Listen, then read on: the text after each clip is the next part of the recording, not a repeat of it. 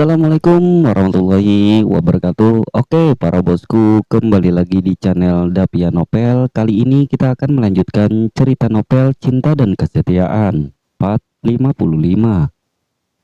Jangan pernah berpikir untuk mencintai pria lain, karena aku tidak akan membiarkannya, ucap pemuda itu memeluk erat tubuh Jelin. Aku sangat mencintaimu, dan sangat-sangat mencintaimu, bisik Louis di telinga gadis itu. Louis meraih dagu Jelin, kemudian mencium lembut bibir gadis yang ranum menggoda tersebut. Ciuman mesra yang menggambarkan seluruh perasaan Louis kepada Jelin. Jelin tersentak, gadis itu masih belum merespon. Ciuman yang Louis berikan, Louis menekan tengkok gadis itu dan memperdalam ciumannya. Jelin membalas dengan kaku. Ini adalah ciuman pertamanya. Ia masih belum mengerti bagaimana caranya membalas ciuman Louis yang membuat tubuhnya meleleh ibarat es yang tengah mencair.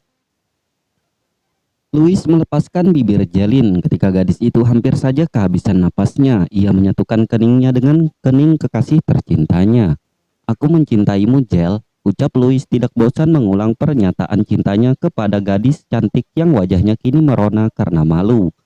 Aku juga mencintaimu, jawab Jelin, membuat Louis menempelkan kembali bibirnya ke bibir gadis itu. Suara dehuman Aiden mengagetkan mereka berdua. Wajah Jelin merona merah karena tertangkap basah oleh sang kakak. Begitu pula Louis. Pemuda itu gugup dengan kedatangan Aiden. Untung saja pemuda itu tidak bersama dengan Juan. Andai kata anak laki-laki itu ikut melihat juga, entah bagaimana Louis harus menghadapi Juan. Apalagi anak laki-laki itu belum cukup umur untuk melihat hal romantis seperti tadi.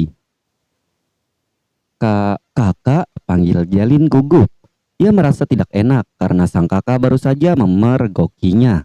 Masuklah, sebentar lagi asrama akan dikunci, titah Aiden kepada adik kembarnya tersebut. Jelin mengangguk, ia tahu peraturan di asrama kampusnya cukup ketat. Jadi ia menuruti apa yang diperintahkan oleh sang kakak. Walau sebenarnya gadis itu masih merindukan Louis. Aku masuk dulu, pamit Jelin kepada Louis. Masuklah, aku akan menghubungimu nanti, jawab pemuda itu mengusap lembut rambut Jelin. Jelin pun mengangguk, ia melepaskan tangan Louis dengan tak rela. Jika ia tidak tinggal di asrama, ingin rasanya gadis itu menghabiskan malam ini lebih lama dengan Louis, mengingat malam ini adalah malam pertama mereka sebagai pasangan kekasih. Sebenarnya bukan hanya Jelin yang tidak rela menyudahi kebersamaan mereka, ia masih ingin terus bersama dengan Jelin. Karena mungkin besok ia harus segera kembali ke New York bersama dengan Juan. Ayo ikut aku, ajak Aiden kepada Louis yang masih saja memandangi kepergian Jelin dari kejauhan. Louis pun mengikuti langkah Aiden. Mereka berdua pergi ke hotel karena untuk malam ini Louis dan Juan akan menginap di sana. Aiden tidak mungkin untuk membawa mereka berdua bermalam di asramanya. Jadi ia memesankan kamar hotel untuk adik dan juga sahabatnya itu. Sementara itu di apartemen milik Fabian, pemuda itu mabuk berat. Ia menghabiskan beberapa botol minuman keras yang tersimpan di lemari milik sang ayah. Pemuda itu merasakan kekecewaan yang mendalam. Ia benar-benar tidak menyangka jika harus sesakit ini rasanya. Awalnya ia telah merelakan Jelin walau gadis itu menolaknya. Akan tetapi melihat dengan mata kepalanya sendiri saat Jelin menerima cinta pria lain, sungguh membuatnya benar-benar merasa terluka. Fabian bahkan tidak ingin lagi untuk meneruskan kuliahnya di Oxford. Jel, bagaimana mencintaimu harus sesakit ini? Apakah selama ini kehadiranku tidak berarti? Gumam Fabian. Tuan muda, panggil seorang pelayan yang memang ditugaskan untuk membersihkan dan menjaga apartemen. Wanita parubaya itu pun menggelengkan kepalanya melihat botol-botol minuman berserakan di ruang tamu. Apalagi melihat keadaan Fabian yang kini telah mabuk berat tidak dapat bergerak lagi. Sang pelayan pun memapah tubuh Fabian membawa pria itu masuk ke dalam kamarnya. Jel, aku mencintaimu sayang, gumam Fabian dalam mabuknya. Dengan susah payah sang pelayan tersebut akhirnya dapat membaringkan tubuh Fabian ke atas kasur. Ia pun mengganti baju sang tuan muda yang telah kotor terkena muntahan pemuda itu sendiri. Setelah menyelesaikan pekerjaannya, ia pun meninggalkan Fabian untuk beristirahat. Maaf tuan besar, tuan muda Fabian mabuk berat. Sang pelayan melaporkan keadaan Fabian kepada ayah pemuda tersebut. Ia memang juga ditugaskan untuk mengawasi apa saja yang dilakukan oleh pemuda itu. Baiklah, besok aku akan datang, jawab ayah Fabian. Jangan bilang pada anak itu, larang sang ayah yang tidak ingin Fabian mengetahui kedatangannya. Di hotel, Aiden mengantarkan Louis menuju kamarnya bersama Juan. Ia tidak ikut menginap di sana karena harus kembali ke asramanya. Sepertinya, hubungan rencanamu berjalan dengan baik, ucap Aiden setelah melihat apa yang terjadi antara Louis dan Jelin. Sedari awal pemuda itu telah menebak bahwa adik kembarnya itu akan menerima cinta Louis. Aiden tahu benar bagaimana besarnya rasa cinta Jelin kepada Louis. Karena sejak usia 5 tahun, gadis itu telah menaruh hati kepada pemuda yang kini ada di hadapan Aiden. "Ya, aku sangat bahagia," jawab Louis dengan mata berbinar. Pemuda itu memang merasakan kebahagiaan yang teramat sangat ketika Jelin memutuskan untuk menerima cintanya. "Aku juga harus berterima kasih kepadamu dan Juan, karena jika tidak ada kalian, aku tidak akan dapat berada di sini untuk memenangkan hati Jelin," ucap Louis panjang lebar. Ia merasa sangat bersyukur karena dua kakak beradik pertama itu telah membantunya untuk mendapatkan hati Jelin. "Satu pesanku," ucap Aiden menepuk bahu Louis dan menatap serius pemuda itu. "Jangan pernah membuat kecewa Jelin, apalagi sampai membuatnya menangis," tegas Aiden. Ia tidak ingin adik kembarannya terluka karena cintanya kepada Louis. "Aku tidak akan pernah mengecewakan Jelin," janji Louis. Pemuda itu sangat yakin dengan apa yang diucapkannya. "Baguslah, karena jika kau membuatnya terluka, akulah yang akan membuat perhitungan terhadapmu," ancap Aiden tak main-main. Ia tidak akan membiarkan siapapun untuk menyakiti Jelin dan juga menyakiti keluarga yang lain. Louis mengangguk. Ia mengerti apa yang dimaksud oleh Aiden. Lagi pula tidak pernah terbisat di hatinya untuk mengecewakan Jelin. Ia sangat mencintai gadis itu, dan Louis berjanji akan berusaha sebisanya untuk membuat Jelin bahagia. Aiden pun pamit kepada Louis. Ia harus kembali ke asramanya karena hari ini telah larut malam. Ia tidak menemui Juan terlebih dahulu karena adik bungsunya itu sudah terlelap karena kelelahan. "Aduh," keluh Soah yang terjatuh akibat menginjak kulit pisang yang dibuang sembarangan. Gadis itu terpeleset dan jatuh terduduk di atas tanah saat tiba-tiba ada tangan yang mengelurkan bantuan kepadanya. Soah mendongakkan kepalanya. Gadis itu tersipu malu dengan wajah memerah karena tahu bahwa tangan yang terukur kepadanya adalah milik Aiden. Sudah 2 kali pertemuan dengan pemuda itu yang membuat Soah merasa malu. Setelah pertama ia menabrak Aiden, kini ia malah jatuh di hadapan pemuda itu. Sepertinya setiap kali bertemu dengan Aiden selalu ada saja kejadian yang membuatnya tak nyaman. "Ayo," ajak Aiden mengelurkan tangannya untuk membantu gadis itu. Soah meraih tangan Aiden. Gadis itu mencoba untuk berdiri, namun ternyata kakinya terkilir. Gadis itu pun berteriak kesakitan. "Aduh!" bakik Soah ketika menyadari kakinya terasa sakit jika digerakkan. Aiden tak banyak bertanya. Pemuda itu segera membalikkan badannya dan berjongkok di hadapan Soah. "Cepat naik," titah Aiden membuat gadis itu kebingungan. Ia tidak ingin merepotkan Aiden, apalagi pemuda itu sampai menggendongnya. "Ayo, apa kau mau tidur di luar?" tanya Aiden tak sabar, karena sebentar lagi pintu asrama mereka akan ditutup oleh penjaga. Soah terdiam. Gadis itu tampak berpikir, benar apa yang dikatakan oleh Aiden. Ia tidak mungkin bisa tepat waktu tiba di asrama dengan keadaan kaki seperti ini. Akhirnya dengan terpaksa Soah pun naik ke atas gendongan Aiden yang akan membawanya kembali menuju asrama. "Cepat naik," titah Aiden membuat gadis itu kebingungan. Ia tidak ingin merepotkan Aiden, apalagi pemuda itu sampai menggendongnya. "Ayo, apa kau mau tidur di luar?" tanya Aiden tak sabar, karena sebentar lagi pintu asrama mereka akan ditutup oleh penjaga.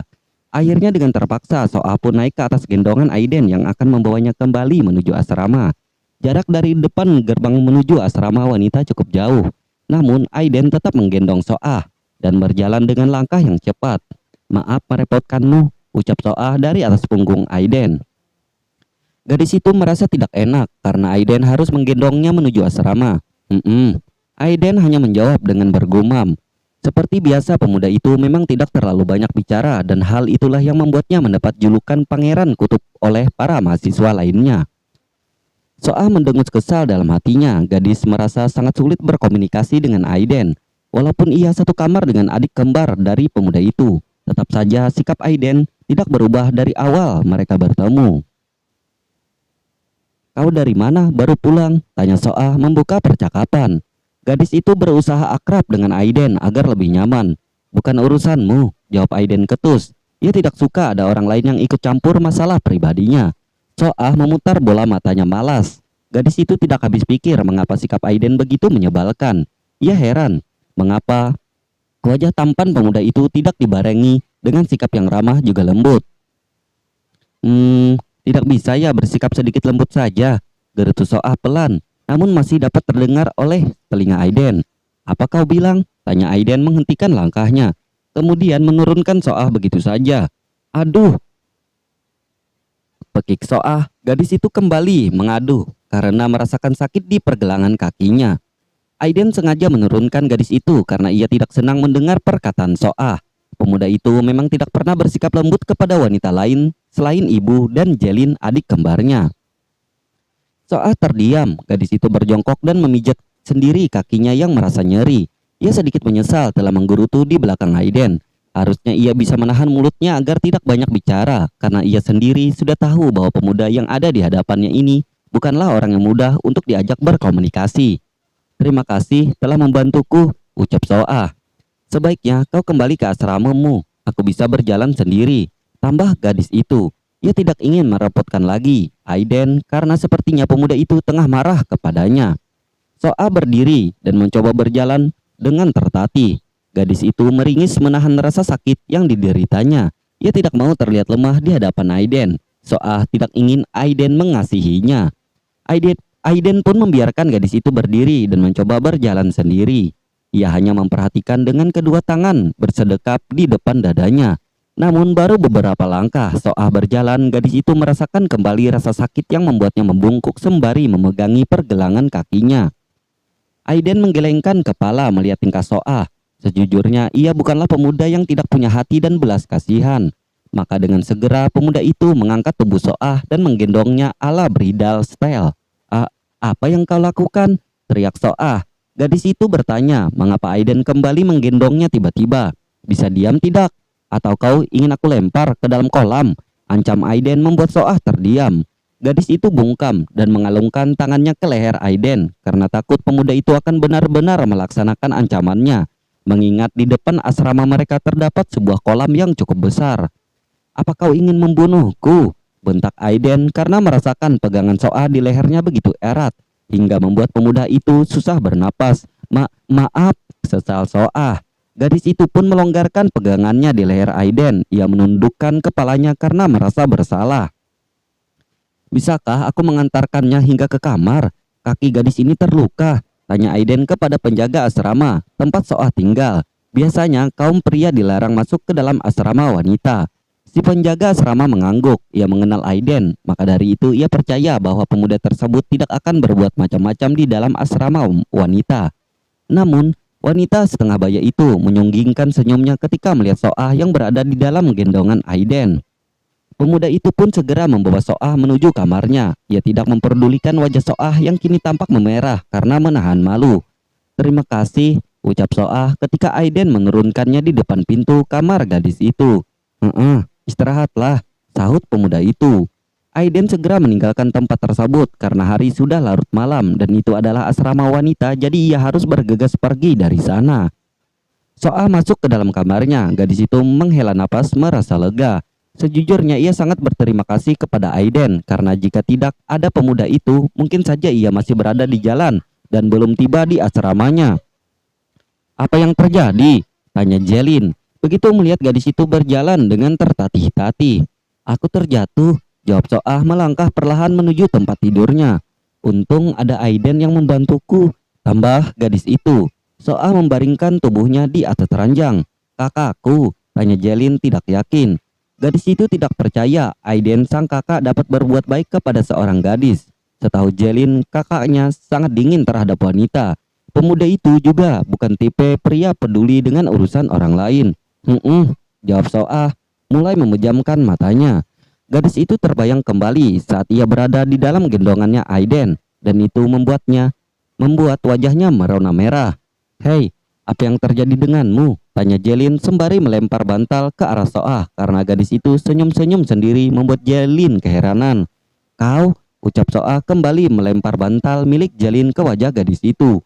Jelin menghindar sehingga tidak terkena lemparan dari Soah. Kau yang kenapa senyum-senyum sendiri? Tanya Jelin yang melihat wajah Soah semakin memerah. Soah tidak menanggapi pertanyaan Jelin. Gadis itu menarik selimut untuk menutupi tubuhnya. Ia merasa malu kepada adik kembar Aiden tersebut karena saat ini ia tengah membayangkan tentang kakak dari gadis itu.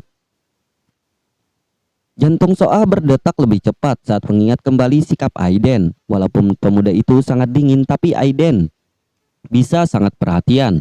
Buktinya pemuda itu bahkan bersikeras menggendongnya walau dengan sedikit mengancam. Senyum pun tersungging di bibir gadis itu yang tengah memegangi dadanya di dalam selimut. Jantung Soah berdetak lebih cepat saat mengingat kembali sikap Aiden. Walaupun pemuda itu sangat dingin, tapi Aiden bisa sangat perhatian. Buktinya pemuda itu bahkan bersikeras menggendongnya. Walau dengan sedikit mengancam, senyum pun tersungging di bibir gadis itu yang tengah memegangi dadanya di dalam selimut. Jelin tak lagi menghiraukan Soah, kini gadis itu sibuk dengan ponselnya. Pesan dari Louis masuk ke dalam ponsel gadis tersebut. Namun rupanya kekasihnya itu tidak puas hanya dengan berkirim pesan. Louis pun melakukan panggilan video call untuk menghubungi Jelin. "Apa yang sedang kau lakukan?" tanya Louis begitu Jelin mengangkat panggilan video darinya.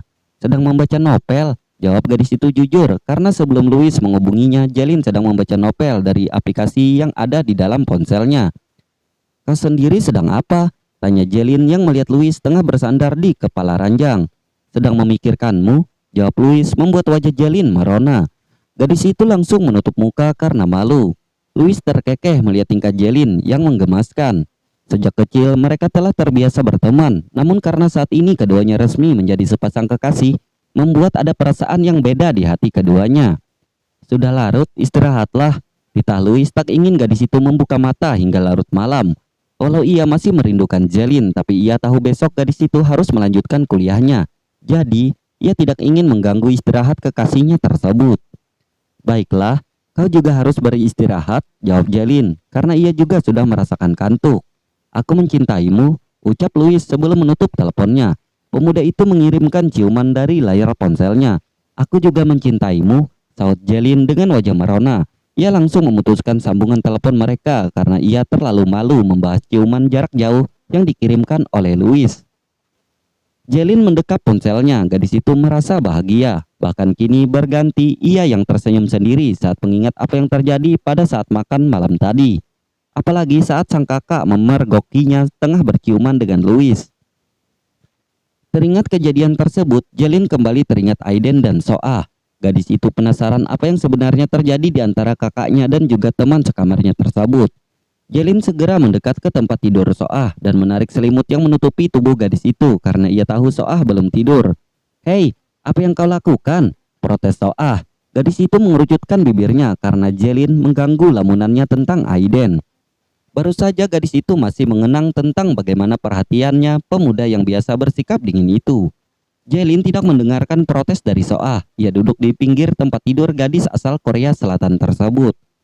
"Apa yang terjadi denganmu dan kakakku?" tanya Jelin menaik turunkan alisnya. Gadis itu penasaran tentang apa yang tadi sempat dikatakan oleh Soah. Rahasia," jawab gadis itu jahil. Ia sengaja membuat Jelin penasaran. Soah kembali menarik selimut untuk menutupi tubuhnya. Gadis itu bersembunyi dan tidak ingin bercerita kepada Jelin agar adik kembarnya Aiden itu merasa penasaran. Jelin tidak kehabisan akal, ia memancing gadis itu dengan berpura-pura menghubungi Aiden. "Halo kakak, aku..." Belum selesai Jelin berkata, Soah muncul dari dalam selimutnya, kemudian segera merebut ponsel milik gadis itu. Soah kelabakan karena takut Jelin berkata macam-macam kepada Aiden yang membuatnya malu. "Hei, kembalikan ponselku," ujar Jelin tidak senang karena saat ini Soah menyembunyikan telepon genggam miliknya. Di bagian asrama yang lain, Aiden baru saja tiba di kamar milik pemuda itu. Ia langsung merebahkan tubuhnya di atas kasur karena merasa sedikit lelah.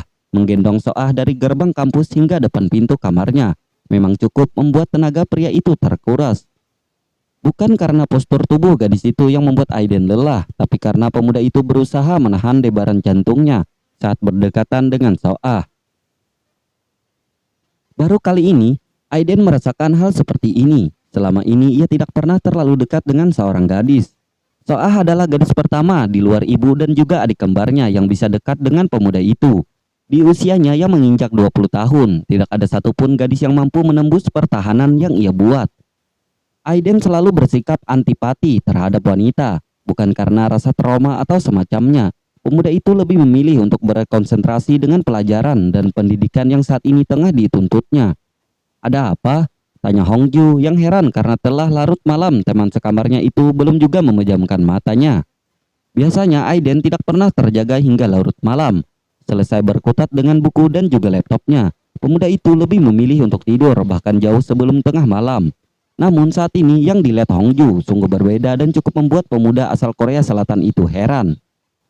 Sudah hampir tengah malam tapi Aiden masih terjaga dengan tidak melakukan apa-apa.